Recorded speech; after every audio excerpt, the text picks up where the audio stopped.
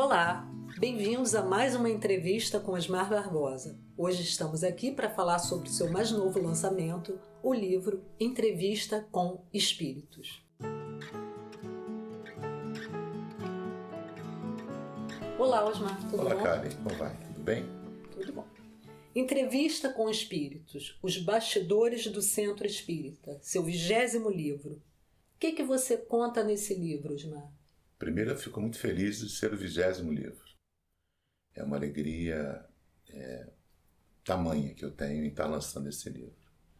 Esse livro, na verdade, é um divisor de águas. É um livro que eu estou na primeira pessoa. Eu fui em desdobramento a vários centros espíritas, visitei a colônia espiritual Amor e Caridade, e o livro conta os bastidores do centro espírita, aquilo que acontece dentro de uma reunião espírita, qual nossos olhos não veem, não percebem. Os bastidores são exatamente isso. Eu visitei vários centros espíritas. Centros de Umbanda, centros de Candomblé, centros de mesa branca, kardecismo, de cura, cartas consoladoras. E em todas essas visitas que eu fiz a esses centros espíritas, os mentores que estavam ao meu lado me davam ensinamentos que eu divido com todos vocês nessa obra. E o que você viu nesses bastidores, Osmar? Eu vi muito centro espírita trabalhando com a caridade no seio do centro espírita. E eu vi alguns, infelizmente também vi alguns centros espíritas onde a caridade não fazia parte, e sim a vaidade e o ego. E eu fiquei muito impressionado que como essa engenharia espiritual age dentro de centros espíritas que estão trabalhando de uma forma correta e aqueles pseudos espíritas que infelizmente não têm conhecimento aprofundado da religião e estão por aí abrindo centros espíritas. Então o livro fala muito disso. Foram quantos que você visitou? 8 centros espíritas. Em desdobramento. Em desdobramento. Eu sou médium. A minha mediunidade ela se expressa de 4 formas. Eu psicografo, psicofônico, que é onde os espíritos se utilizam do meu aparelho para se comunicar. Eu tenho evidência, infelizmente, desde menino, desde 5 anos de idade. É porque não é legal assim, tem muitos espíritos que são importunos, a gente está dormindo, eles vêm acordar a gente, puxa o pé da gente. Essa história de puxar o pé é bem verdadeira. Viu? É mesmo? Puxa. Eles querem atenção e ficam mexendo com a gente. E em desdobramento, eu sou médico, eu me desdobro, né, e saio de mim, saio do meu corpo físico, embora eu fique ligado a ele por um cordão fluídico, eu visito essas colônias espirituais, visito centros espirituais, visito a residência de pessoas. Normalmente quando a pessoa já se aproxima de mim, eu já vi o histórico dela quase todo. Esse desdobramento, ele é mesmo inconsciente, ele acontece. E eu vejo muita coisa fora do meu corpo físico. Então esses livros que eu psicografo, todos eles são psicografados em desdobramento. Eu me desdobro, sou acompanhado por espíritos de luz que me levam e me contam as histórias que estão nos livros. Então, o desdobramento é isso. Você diz que tem vários tipos de mediunidade. Sim, algumas dezenas, né? Kardec qualificou todas elas no Livro dos Espíritos. Certo. Existem vários tipos de mediunidade. E de onde vem a mediunidade? Porque se é médium, né? E a mediunidade é coisa de Deus? Com certeza. Ser médium como diz no livro, o médium ele nasce com um órgão a mais. Ele tem uma capacidade a mais. Ele já nasce programado para exercer a mediunidade em prol do seu semelhante. Interessantíssimo a gente falar sobre isso, porque as pessoas que vão ao centro espírita, aqueles grupos espíritas que são formados, são, na verdade, espíritos que decidiram nessa encarnação se ajuntarem dentro de um centro espírita para ajudar as pessoas que vão em busca de ajuda na caridade do centro espírita. O mais interessante disso tudo é que essas pessoas que vão ao centro espírita para serem atendidas, para serem consoladas, porque a religião é consoladora, são e estão ligados a esses tarefeiros de alguma forma, por essa vida ou por vidas pré-existentes. Então é uma grande engrenagem que é feita pelo mundo espiritual para que todos se auxiliem e evoluam juntos. Porque só se evolui em grupos. Você jamais vai evoluir. A gente vem em grupo e vem evolui juntos, volta em grupos, se reúne no mundo espiritual em grupos de novo. Sempre os mesmos grupos? Sempre. Nesses grupos a gente vai agregando mais espíritos, né? Exemplo, você casa com uma pessoa que não estava nesse grupo, um espírito que não era desse grupo. E você cria um laço de amor por ele muito grande. Então ele se torna a fazer parte desse grupo. E quando chega no mundo espiritual, que ele toma consciência dessa vida eterna, e que ele vê aquela condição de amor eterno, e aí ele se junta a esse grupo. E esse grupo vai se aumentando, de forma que existem cidades, bairros, países, de grupos de espíritos amigos. Por que você tem um vizinho que é tão querido por você? Uma pessoa que você nunca viu. Por que você gosta tanto de um professor, de um colega de trabalho, de um sócio? Por que você cria um laço de amor tão profundo por essas pessoas?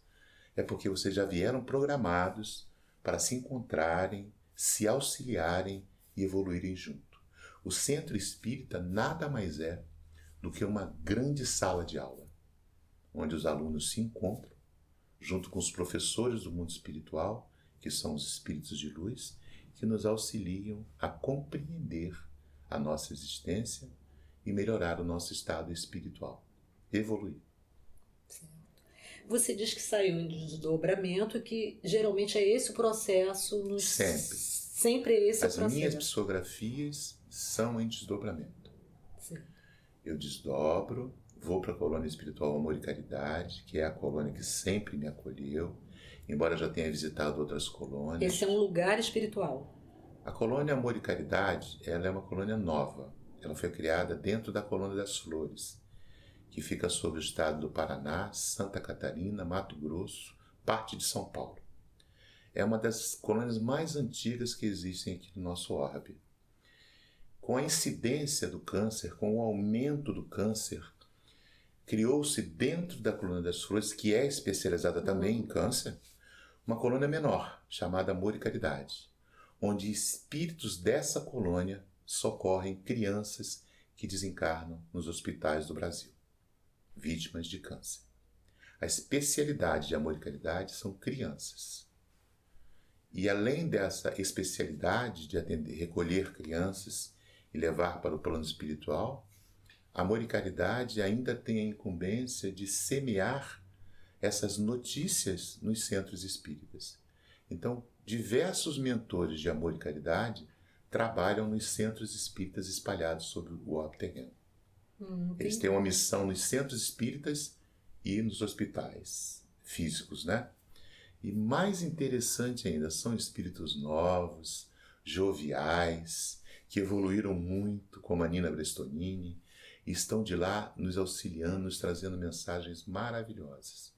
Amor e Caridade hoje é uma realidade, é uma colônia espiritual que está situada dentro da Colônia das Flores. Neste livro que a gente acompanhou foi Daniel. Nesse livro, 70% foi o Caboclo Ventania, 30% foi Daniel. Porque quando a gente visita centros de Umbanda, normalmente a gente vai com guardiões, que são esses espíritos que protegem a casa espírita. Caboclos, preto velhos, exus, são os guardiões das casas espíritas, né? Porque o centro espírita é um lugar de luz, e tudo que irradia luz atrai insetos. Sendo assim, uma casa espírita de luz atrai espíritos que querem destruir aquela luz. Daí a necessidade dos guardiões. Então, sempre que eu visitei, por exemplo, quando eu visitei o Barracão de Candomblé, eu fui recebido por Bará, que é um orixá do Candomblé, que é um guardião do Candomblé. E Bará me mostrou tudo que acontece dentro do centro de Candomblé. Quando eu visitei Umbanda, quem me levou foi o Caboclo Ventania, porque a maioria dos centros espíritas estão guardeados por caboclos. E eles é que têm permissão para entrar e para sair. Então, na verdade, você foi neste livro em desdobramento para centros espíritas que existem efetivamente, fisicamente, sim. Mas você foi em desdobramento acompanhado por esses espíritos. Por esses guardiões, para que nada acontecesse comigo nessas visitas.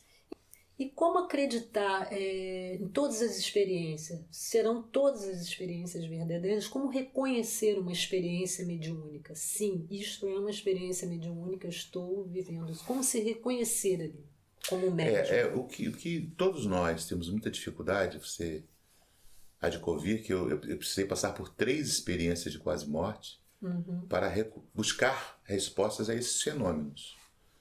E os fenômenos que nos são apresentados, 90% deles são mediúnicos. Nós somos um ser espiritual habitando temporariamente um corpo físico.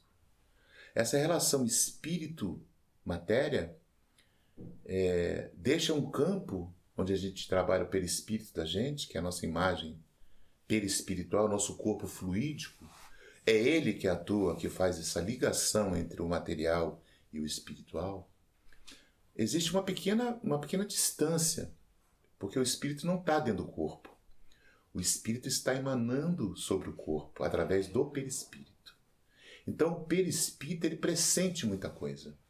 Ele nos informa muita coisa. Tipo, não vai por aí. Não vai hoje.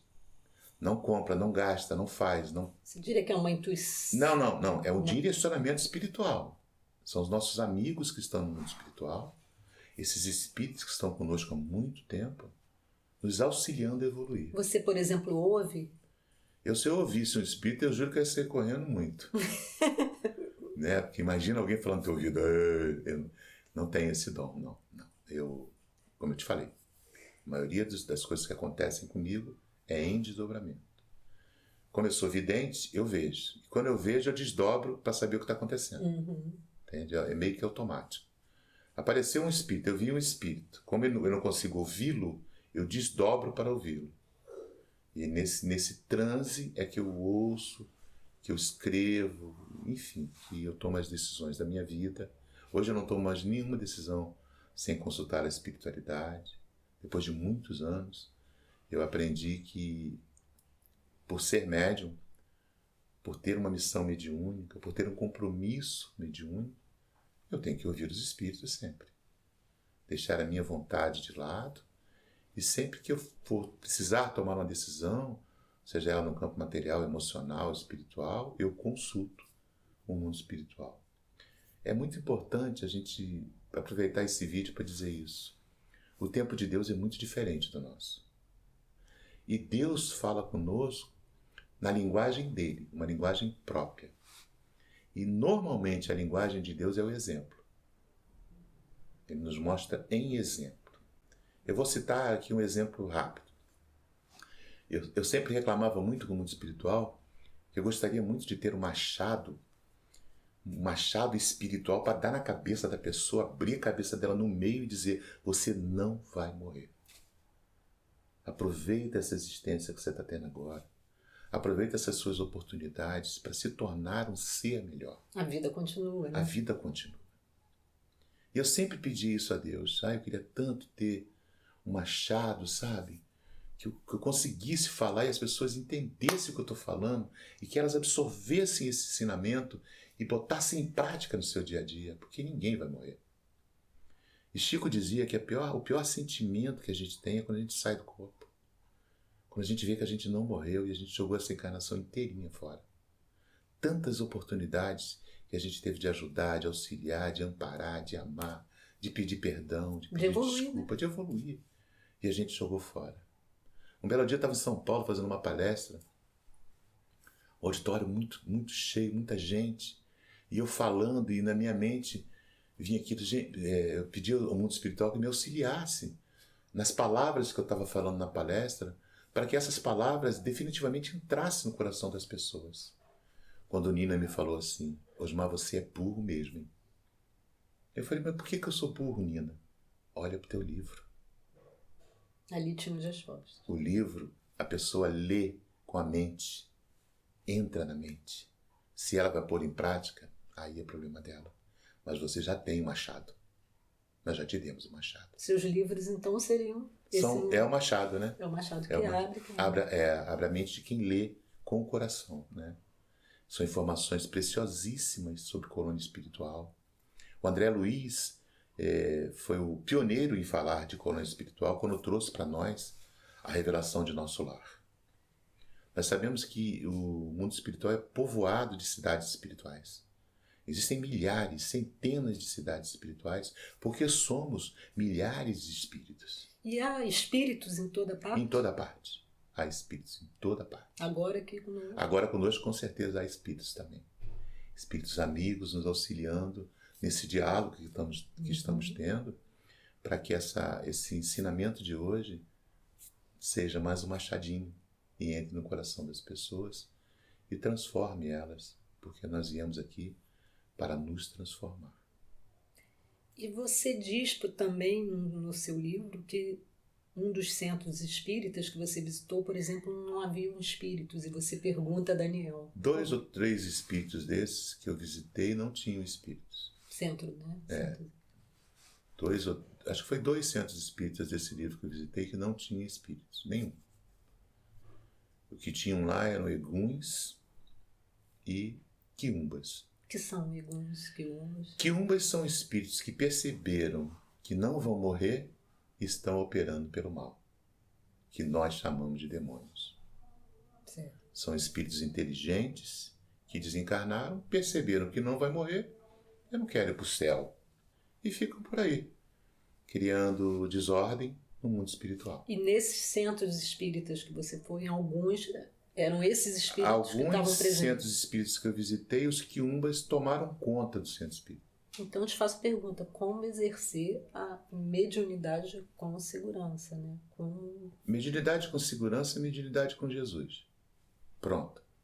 Está respondido. Está respondido. Quando você deixa que o Evangelho de Jesus entre no seu coração e você passa a exercer no Espiritismo o Evangelho do Cristo, você está, posso até garantir assim, imune a eguns e a quiumbas. Então, o centro espírita, onde o dirigente espiritual, o responsável pela casa espírita, não se comporta dentro do Evangelho de Cristo, de Jesus, ou dentro dos fundamentos dos orixás, provavelmente ele está alimentando quiumbas e eguns. E orixás, índios, caboclos, preto-velhos, quem são esses espíritos? No mundo espiritual, o mundo espiritual, ele é muito parecido com o nosso universo aqui de baixo. Nada se perde na vida, na lei de Deus. Nada se perde. Então, qual é a sua melhor parte? Isso é muito interessante a gente falar. Qual é a sua melhor parte? A minha melhor parte é o médico. Eu sou médico, eu sou um bom médico, eu sou um bom cardiologista, eu sou um bom terapeuta, enfim. Quando você chega no mundo espiritual, qual é a sua parte melhor? A do médico. Aquilo que você exerceu durante muitos anos. Você provavelmente vai ser convidado a trabalhar na área médica no mundo espiritual. Não na medicina do homem, mas na medicina espiritual, através dos conhecimentos que você adquiriu aqui na Terra, cuidando de pacientes. Dentro de um processo evolutivo. Exatamente. Também, né? Então, por que o índio? Aquela alquimia que o índio aprendeu no cultivo das plantas e tudo, ele leva para o mundo espiritual. E essa alquimia é utilizada para guardiar as casas espíritas. Porque todos nós sabemos que um banho de mar faz bem. E quando a gente chega da praia, a gente está muito cansado. Porque todas as energias deletérias, todos os miasmas espirituais foram extraídos pela água do mar, que tem ali uma força. É um campo vibracional. Se você vai numa cachoeira, também tem uma energia. Um banho de descarrego, um banho de ervas, uma prece, uma meditação, uma oração, uma yoga. Tudo tem uma essência divina. E o que eu mais gostei nesse livro é o final do livro. Eu estive em Aruanda, que é uma colônia espiritual onde vivem a maioria dos orixás, dos índios. Vivem em Aruanda, que fica situada aqui sob o estado do Amazonas. E lá eu vi um encontro dos orixás. Foi muito bonito. A proposta que esses espíritos têm para nos auxiliar. Orixá nada mais é do que uma divindade, um espírito que alcançou uma luz muito grande. Então, gente, não existe no mundo espiritual nada mirabolante. O mundo espiritual é muito parecido com o mundo físico, muito, muito, muito. E nesses lugares espirituais, existe também o umbral, por exemplo, ou lugares até, você já narrou isso em outros livros, lugares piores. O umbral é uma condição psíquica. Para onde vai uma Não é pessoa? propriamente um lugar espiritual. Ele é um lugar criado pela mente daqueles espíritos que estão ali. É diferente das colônias. As colônias espirituais foram criadas por espíritos superiores para receber os espíritos que ainda não compreenderam Deus. Então a gente é recebido numa cidade, só não tem carro, não tem gasolina, não tem cigarro. Essas coisas não tem. O que tem lá é muita sinceridade, muita verdade, muito amor. E muito ensinamento. São escolas, teatros. Eu assisti uma palestra maravilhosa de André Luiz nesse livro. André Luiz estava palestrando na Colônia Amor e Caridade. O que há, sim, é essa troca. Espíritos evoluídos de uma colônia palestram em outra colônia e todo mundo vai se ajudando lá em cima. Deixa eu só frisar isso para as pessoas entenderem. Quando eu falo assim, lá em cima, na verdade, quando eu desdobro, eu não vou para cima. Eu vou sempre para o lado. Tá. Eu entro no outro ambiente. Está sempre do meu lado. Como se fosse uma porta. Você abre e entra. Um portal, um portal e chega num outro universo. Eu até nesse livro questiono, Daniel, muro, grade, casa, jardim, árvore, passarinho, flores, grama, lagos, prédios. E ele fala que espíritos milenares, espíritos muito superiores, antes mesmo da gente chegar na Terra, de chegar ao primeiro espírito aqui, essas colônias já estavam prontas. Porque Deus já preparou tudo para os seus filhos. Assim como o pai prepara tudo para o seu filho que vai nascer. Assim como uma mãe prepara o enxoval. Deus prepara o enxoval da nossa vida eterna. Nós estamos num processo evolutivo. Sim, sim. Não tenho dúvidas disso. E todos nós iremos evoluir. Querendo ou não, iremos evoluir. Mesmo os espíritos que ainda estão... O tempo de Deus não é igual ao nosso. É outro tempo. O tempo dele é o tempo do amor. E o amor é infinito. O livro Entrevista com Espíritos é um mergulho na mediunidade. Fazendo uma metáfora com as primeiras experiências mediúnicas de Osmar Barbosa, neste livro, também pela primeira vez, o autor não psicografou e sim teve em desdobramento a oportunidade de ser levado por espíritos iluminados a conhecer os bastidores dos centros espíritas. Nestas águas surpreendentemente profundas, Osmar se joga de cabeça buscando encontrar respostas para os seus questionamentos, ao lado desses espíritos amigos. Este livro é um convite para que você mergulhe com Osmar Barbosa e possa encontrar não somente as respostas para suas perguntas, mas assim como ele, o caminho para a sua espiritualidade. Então eu te pergunto, Osmar, foram muitos questionamentos durante esse livro, né? Foram todos respondidos? E o que o leitor pode esperar encontrar no livro Entrevista com Espíritos? Eu acredito que todos os meus questionamentos relacionados aos centros espíritas estão respondidos nesse livro. Foi uma experiência que me modificou mais ainda. Eu sou uma pessoa muito feliz, porque cada livro que eu recebo eu me transformo um pouco. Cada mensagem que o livro traz promove em mim transformações profundas. E eu imagino o quanto Deus é maravilhoso, né? Que nos oportuna com essas obras. O que esperar deste livro? Você que vai ler esse livro, leia o livro com o coração. Porque as perguntas que eu fiz com o coração. E as respostas dadas por esses mentores espirituais, por esses amigos, foram dadas com o coração. Compre o livro, ponha o seu coração dentro dele e aproveite o melhor dessa obra, que eu espero que direcione você para o caminho que eu já encontrei. Obrigada, Osmar. Muito obrigado a todos vocês.